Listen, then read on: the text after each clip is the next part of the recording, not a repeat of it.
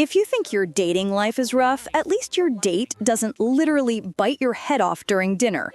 Unless you're a male praying mantis, in which case, congratulations, you've won evolution's worst lottery. The praying mantis gets its name from those little folded arms that make it look pious and contemplative, like it's saying grace before a meal.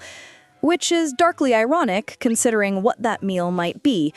Spoiler alert, it might be you, if you're male, during sex, while you're still having sex. Nature really looked at the concept of a romantic evening and said, what if we made it a horror movie? Now, before we dive into the nightmare that is mantis dating, let's set the scene. Praying mantises are actually incredible predators. They're ambush hunters with reflexes so fast they can snatch flies out of midair. Those big, compound eyes can track movement with terrifying precision. Their strike speed has been measured at 30 to 50 milliseconds. For reference, you blink in about 100 to 150 milliseconds. But the time you finished blinking, a mantis has already committed 3 murders. They're also one of the few insects that can turn their heads 180 degrees, which means they can look over their shoulder like they're in a suspense thriller. Except they're not the victim. They're the serial killer. And here's where things get uncomfortable for approximately half the mantis population. See, when it's time to mate, the male mantis has to approach the female. This is already a bad idea because female mantises are larger, stronger, and significantly more violent than males. It's like sending a middle school kid to ask out a professional MMA fighter who's also hungry and views you as food.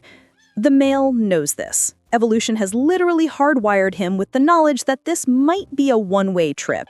So he approaches slowly, carefully, sometimes taking hours to get close enough.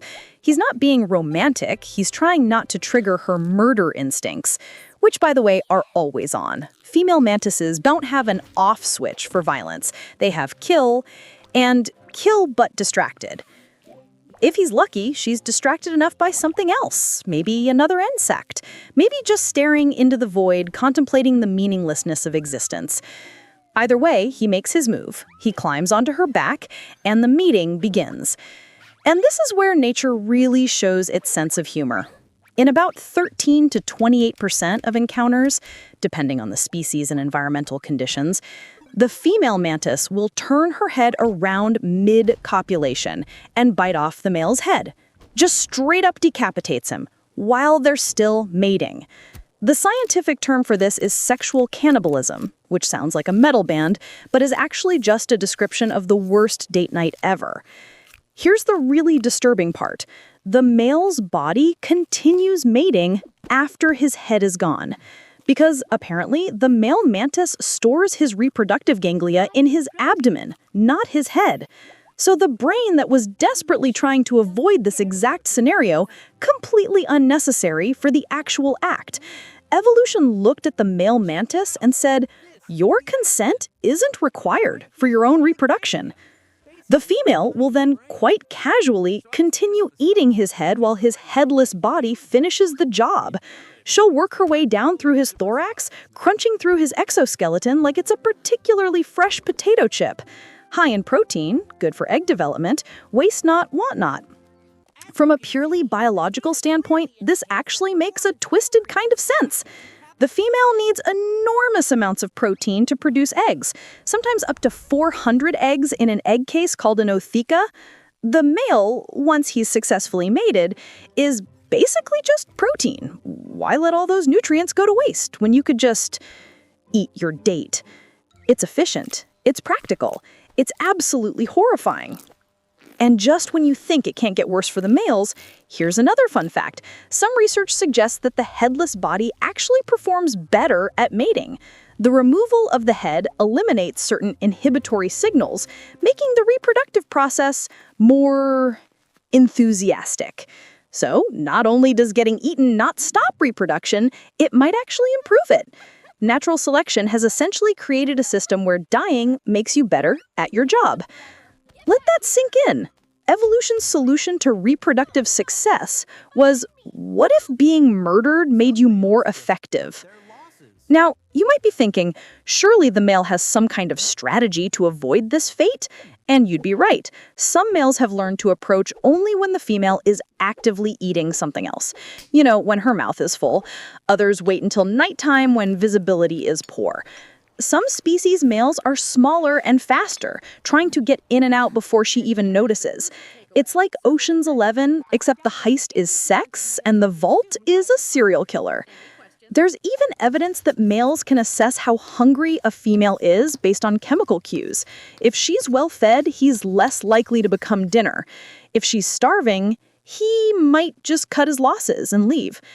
Which is probably the smartest thing a male mantis can do. Just swipe left on the whole species and become celibate. But here's the cruel irony.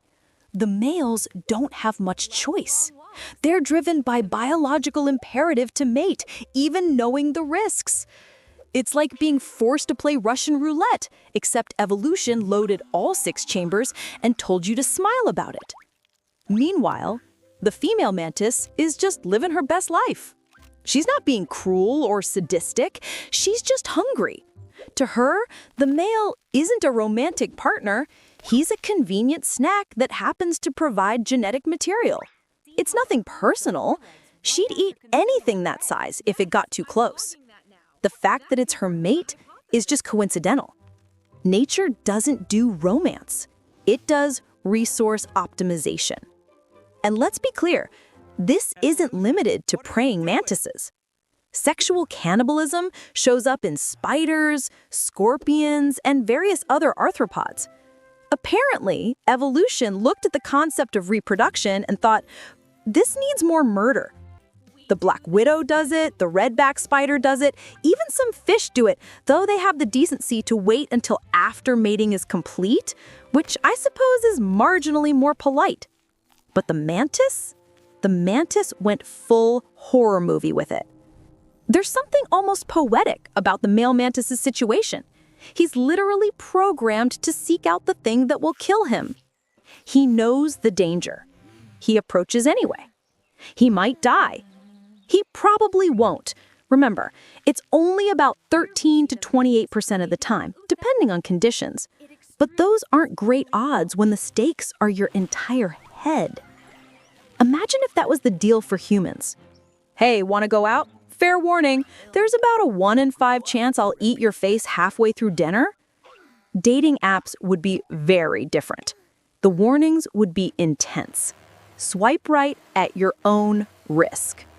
Of course, we have to acknowledge that not all mantis species show the same level of sexual cannibalism. In laboratory settings, it happens more frequently than in the wild, possibly because the female is stressed or confined. In nature, males might have more opportunities to escape if things go south. But still, the fact that it happens at all is remarkable. Evolution could have gone in any direction, and it chose sometimes the female eats her mate's head. The mantis isn't the villain here, though. Neither is the male or the female.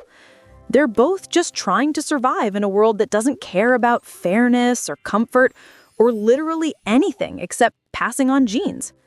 The female needs protein. The male needs to reproduce. Sometimes those needs align. Sometimes they conflict in the most violent way possible. And honestly, that's nature in a nutshell. It's not beautiful or noble or fair. It's efficient. Brutally, horrifyingly efficient. You know what the worst part is? After the female finishes her meal, she'll just go about her day like nothing happened. She'll clean her mandibles, maybe hunt another insect, eventually lay her eggs in a nice foam casing attached to a branch. Those eggs will hatch into tiny nymphs that look like miniature versions of their parents. The males will grow up, reach maturity, and have the exact same nightmare ahead of them. It's the circle of life, except the circle is made of teeth and regret. Some researchers have suggested that sexual cannibalism might actually benefit the offspring. The nutrients from the male's body go directly into egg production, potentially making the eggs healthier or more numerous. So in a way, the male is providing for his children, just not in the way anyone would prefer. He's not bringing home a paycheck, he's literally donating his body to the cause. It's the ultimate act of sacrifice, except it's not voluntary, and it happens during sex, and did I mention she eats his head? There's also a theory that sexual cannibalism acts as a form of mate selection. Only the fittest, fastest, most aware males survive multiple mating attempts. The slower, weaker, or less observant ones get eaten. It's natural selection with immediate consequences. No waiting around for old age or disease, just instant feedback on your fitness level delivered via decapitation. Darwin would probably find it fascinating. Also disturbing, but mostly fascinating. The male mantis has become something of a symbol for doomed romance, for relationships where one partner gives everything and the other takes it literally. But that's anthropomorphizing. Mantises don't have romance. They have reproductive strategies that occasionally involve cannibalism. There's no malice, no betrayal, no heartbreak, just biology doing what biology does best, finding the most efficient path to the next generation, no matter how nightmarish it looks from the outside.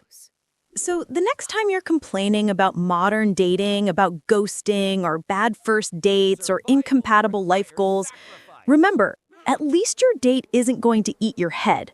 Probably. Most of the time. Unless you're a male praying mantis, in which case, good luck, buddy. You're gonna need it. And if you do survive, congratulations! You've beaten the odds. You've successfully reproduced without becoming dinner. You're one of the lucky ones. Now go out there and do it all over again, because apparently that's what evolution demands. Or you could just stay home. Nobody would blame you. Nature doesn't care about fairness. It only cares that something, somewhere, is hungry enough to keep the cycle going, even if that hunger ends with your head in your partner's mandibles. Especially then,